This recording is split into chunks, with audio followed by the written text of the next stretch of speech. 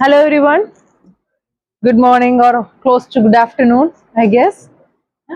So I just want to go over the theory part of the control systems so that you all can start working hands-on in the after this session. Yeah. So we will just go over some basics on the control systems part. So before I talk about the control systems, why exactly are we reviewing this now, right? Because we have been talking about the autonomous systems. You all saw some this mission planner and everything yesterday, and we had in the morning session yesterday we covered about the microcontrollers which is used in the autonomous systems, and now ROS. Everything is kind of like bits and pieces that contributes towards the autonomous systems, right? Primarily the autonomous systems itself, if you see, it is just the effective of an autonomous system is based on its control systems.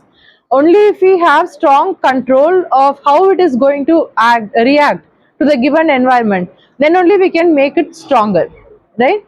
So in on the robotic side, if you think if you discuss this, this is nothing but introducing some autonomy. That is, we are making the machine think and make a decision and react to the environment on its own without any human intervention. Okay. If there is anything more to discuss, feel free to take a break. It's a very short session anyways. Yeah. So we are training the machine to make some decisions so that it can act independently without any human intervention. That's the purpose of doing it. So when I'm talking about autonomy, it can be in terms of the perception, that is how it is understanding the environment. Now, if you are designing a robot or autonomous, in general, let's keep it as autonomous system. If you are designing this system, the perception can be with help of the sensors that is placed on it, right? The lidar, radar, those kind of sensors, or the camera, whatever it is, that helps in helps it to understand the environment where it is placed. That is, whether it is placed in this room versus underwater or in the air, wherever it is placed, it has to know where exactly it is, right? So all the sensors that helps in understanding its environment, that can contribute towards a perception part. Navigation is all about like how it navigates through it, whether you want it to follow a certain pattern. That most of the robots that we design can be broadly classified into two types. That is, it can be a line follower robot, or it can be something with obstacle avoidance capacity, or it can be a combination of both. Yeah.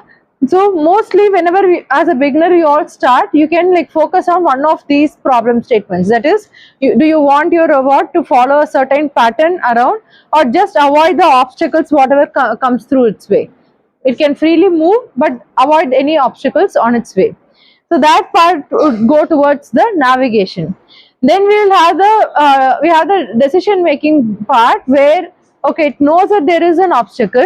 How is it going to respond to it?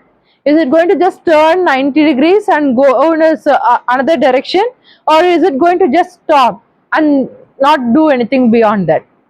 That part is the decision making, right? Depending upon what is the system you develop, this can be the decision making plays a very important role. In terms of the drones, lately we are doing a lot of computer vision algorithms there, where we take all the data from the drone camera and we decide where exactly the drone has to go, depending upon, like, say, in case if it has to navigate through a certain area, or just come back, or call for a bigger drone for like spraying pesticides and so on. So all this is the decision making part. And then the learning and adaptation, where it has to learn and adapt to the environment, because we are not there to physically teach the machine every time. Once we put the algorithm and the machine is ready, we are going to deploy it in the field test, right? So it has to be fully intelligent enough to adapt. For example, if you are designing a robotic arm and it knows that like from here it has to go and pick up this object versus picking up this object. So for this, I can just like make my arm turn in a certain way and pick it. But when there is a larger object, maybe the amount of force exerted to pick it up will be different. But as a human, we know that like I have to reach a little bit farther and put little bit more pressure to lift this, right? But how do you teach the machine that? That is where the learning and adaptation comes. Depending upon how much training we do before putting it in the field test, it kind of helps with that. So that is why the on the back end, if you see, we are like constantly calibrating our system to the environment where we are placing it, and that is why we need the control systems as a very important component in the autonomous systems.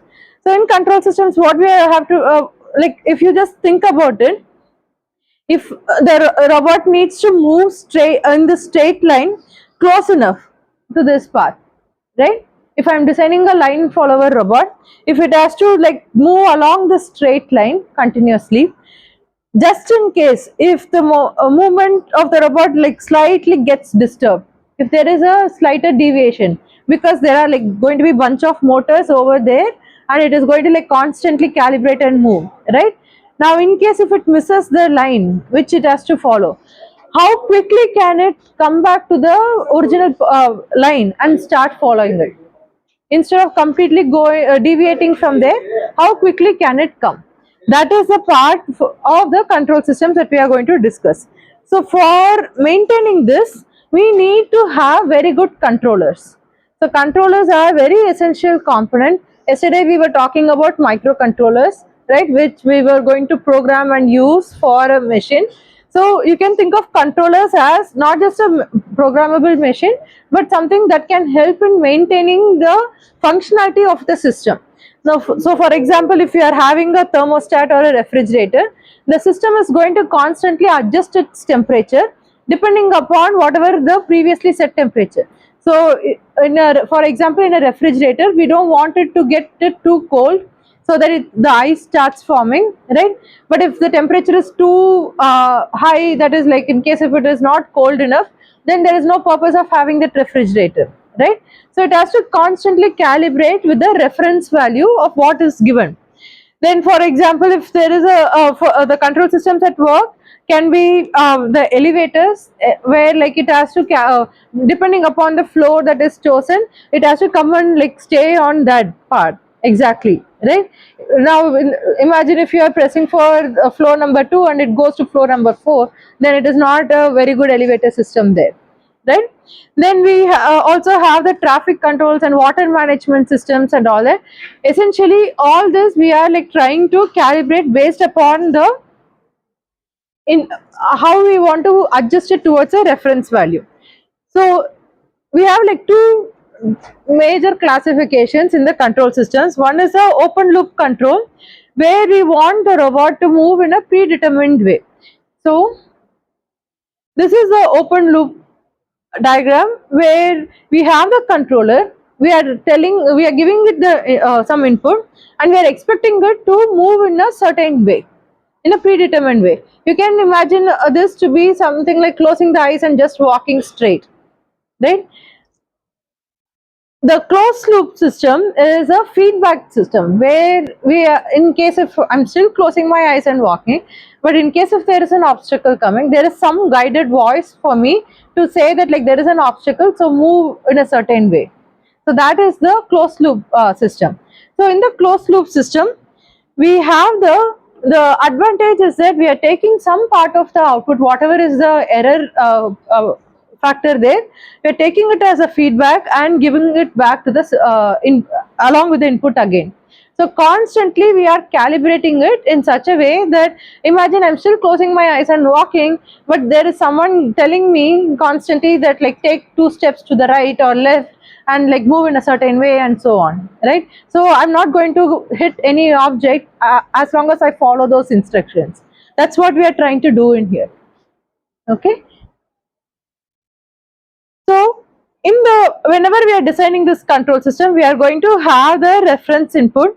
Then there is going to be a controller that's going to calibrate whatever we are giving, whatever input we are giving, and then the output is going to be there, which is going to the output, some part of the output we are going to take it back and give it back to the controller.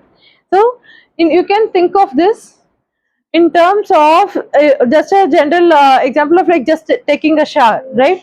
So as soon as the pipe opens, your nervous system can be the controller, which can sense that there is some water coming there. Your hand is the actuator trying to like adjust between whether you need to like have more water, less water, and so on. And there is a mixer valve of like in case if you want the temperature to be hot or cold and everything. Then depending upon how much is the temperature, so the water in a certain temperature comes out anyways, it just flows out. But we are taking some part of it, the temperature value of it, and giving it back and saying that maybe this was too cold, so make it little bit more hot, and so on, right? That is the feedback we are giving to the back to the system.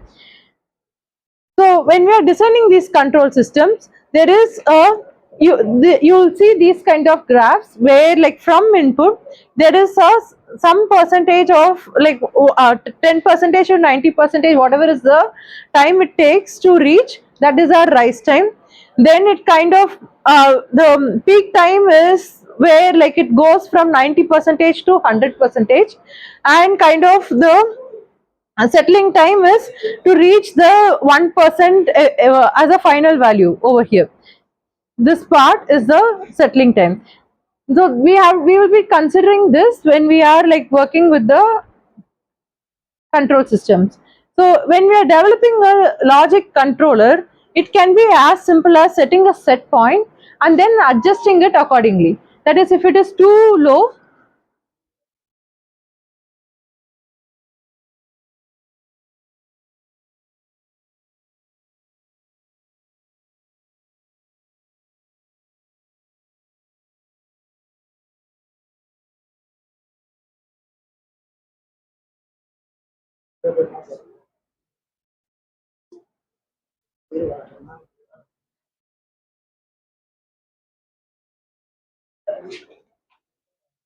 when we have to automate this, in case if you want to just keep it as a set point, that is a threshold, saying that if whatever the value below this set point, it would be a negative value, whatever is above this set point is going to be a positive value.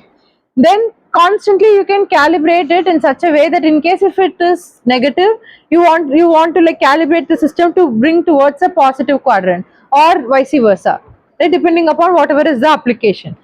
But you know, whenever we are bringing it from the positive to negative like this, depending upon whatever the threshold we are setting, one thing we have to be careful is how quickly you want to settle down towards the set point. Now for example, if you are driving a car or a bike, and if you are just going to accelerate and you are reaching the maximum speed possible, but all of a sudden there is an object or so, then you want to like reduce it, it shouldn't be a sudden break where the system is going to fall down, right? So we need to make sure that we have a smoother transition towards the set point. Adjusting that is where like we are talking about all this like fuzzy logic controller and logic controllers and all that. Logic controller itself is a whole separate set of discussions we can have. You can approach this smoother transition with help of like predefined rules, which you can like incorporate before like actually deploying your robot, which would go into the fuzzy logic part. In case if you are more into the embedded system side of things, if you just want to approach the problem with help of if else construct, like some examples that we were seeing yesterday, if you just want to say that if it is a certain threshold, do this, otherwise do this kind of thing, it's just a general logic controller. And these kind of logic controllers are very popular in the programmable logic controllers, where they use the FPGAs and like other microcontrollers as additional components to the existing devices. So that can help in like adding more intelligence to the existing controllers that we have. So that brings us to the discussion of, so I'm going to talk about proportional, derivative and integrative controls.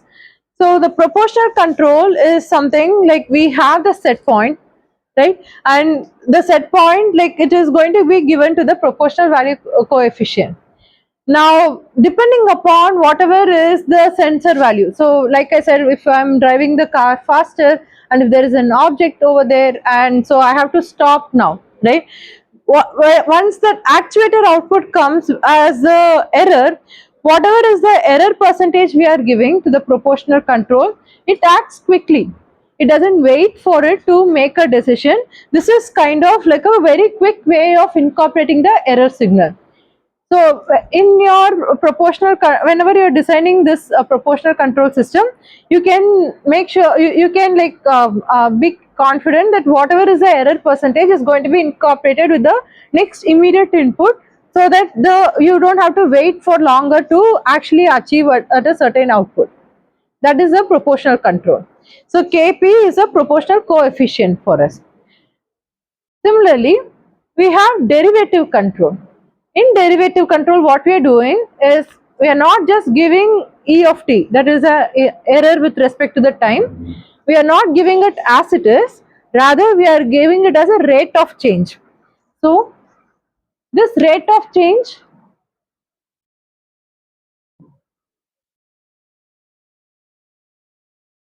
is given as dE of t by dt.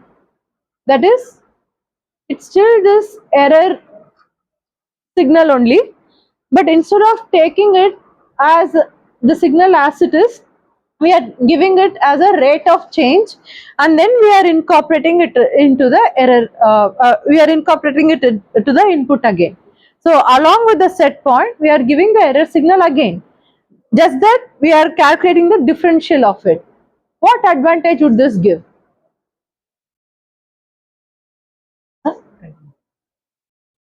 What advantage would this give for us when we are giving it as a rate of change? We can assume we, the error can be reduced.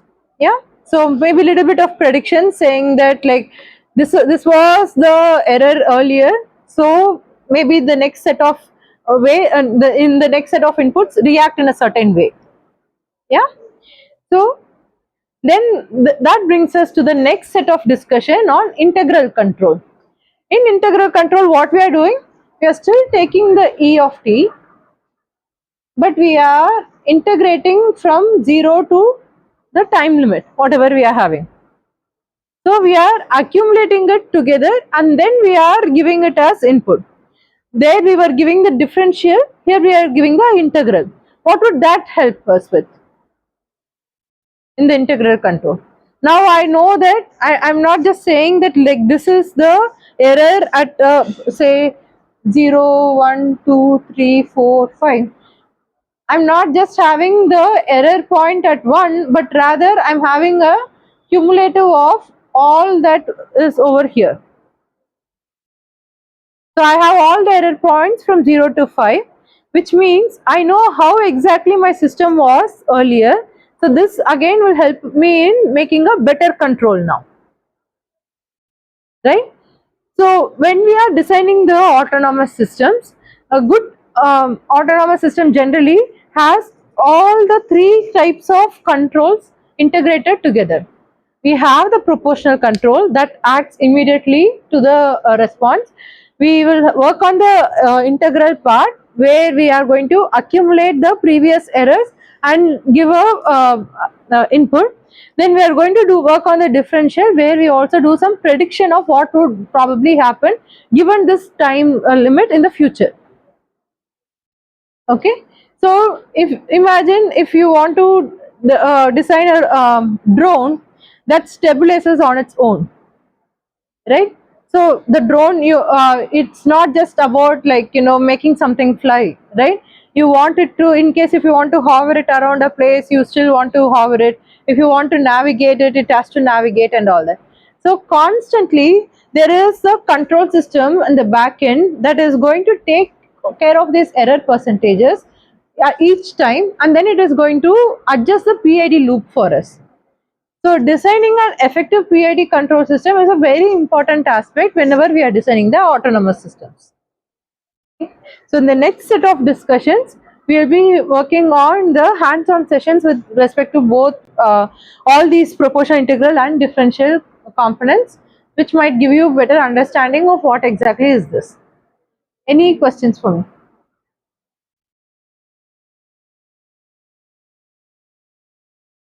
Previously, we probably I used other controllers to manipulate the PID value, KPK and KD. So there are controllers where fuzzy logic will be controlling the parameters of PID. Okay. So in those cases, which is better one? Like depending on the application, it is like, Depending on the application it will change, and also like in our experience what we have done is we just adjusted the PID loop properly for the autonomous systems, be it a ground robot or the drone. We adjusted it, like we fix the PID loop first.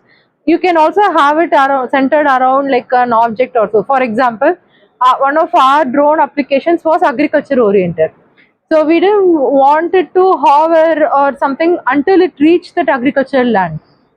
So I don't want the extra data at all. I just wanted to capture the data once it is in that marked area. So according to that distance and everything, we adjusted the PID loop. There is one way to go about it. I have read papers on this fuzzy logic plus PID, but I have not implemented it myself. So I don't have much inputs on that. Any other questions? So just a quick feedback. How is it going so far, the workshop? Fine. Everyone is enjoying it. So don't just stop with this 2 days thing. You can connect with me in LinkedIn, and in case if you are need any guidance for any of the projects or just want to discuss your higher studies plans and all that, feel free to reach out to me. Yeah, and so I'll give way to the hands-on sessions. We can take it from there. Yeah.